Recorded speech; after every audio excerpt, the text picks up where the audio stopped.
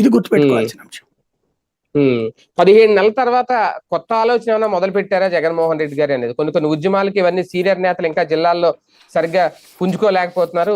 యువత అయితే కాస్తంత యాక్టివ్ గా ఉంటారనే ఆలోచన ఇప్పుడు మొదలైంది. అంత సీన్ ఏం లేదండి. యాక్చువల్ గా ఏళ్లలో ఎంతమంది ఆర్గనైజర్ ఉన్నారో కూడా తెలియదు. ఓ ప్రయత్నం అతను చేస్తోంది. డిసెంబర్ నాటికి సంస్థాగత నిర్మాణం అన్ని చేయాలని. టోటల్ గా ఎన్ని అనుబంధ సంఘాలు ఉన్నాయో అన్ని ప్రతి నియోజకవర్గ స్థాయిలో ఉండాలి, ప్రతి గ్రామ స్థాయిలో ఉండాలి. ఫర్ ఎగ్జాంపుల్ 10 కమిటీలు వేసుకోండి, ఒక్కొక్క కమిటీకి 10 మంది వేసుకోండి. కనీసం 10 మంది 100 మంది ఒక పోలింగ్ బూత్ లెవెల్లో ఉంటే పిలిస్తే 100 మంది వస్తారు కదా. ఇట్లాగా ఒక మండల స్థాయిలో అయితే ఎంత, గ్రామ స్థాయిలో ఎంత అనేది అటువంటిది జగన్మోహన్ రెడ్డి ఇప్పుడు ప్రస్తుతం ఆలోచిస్తోంది.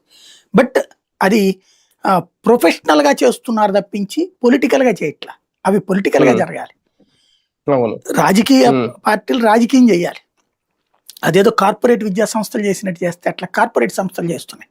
దానివల్ల ఆత్మ పోతుంది, రాజకీయ ఆత్మ కోల్పోతున్నారు. మరి అది సక్సెస్ అవుద్దా లేదనేది డౌటే నాకు.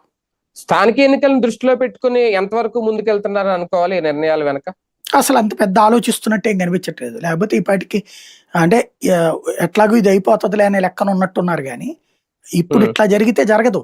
వాస్తవంగా చెప్పాలంటే ఏంటంటే జగన్కి మానవ వనరుల కొరత చాలా తీవ్రంగా ఉంది, మనుషుల కొరత చాలా తీవ్రంగా ఉంది.